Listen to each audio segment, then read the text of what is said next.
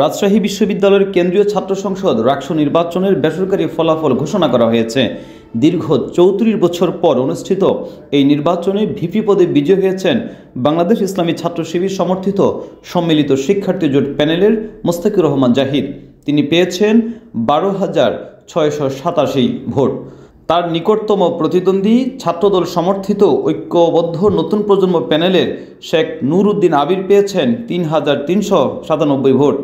অন্যদিকে সাধারণ সম্পাদক জিএস পদে বড় ব্যবধানে জয় পেয়েছেন আধিপত্য বিরোধী ঐক্য প্যানেলের সালাউদ্দিন আম্মার।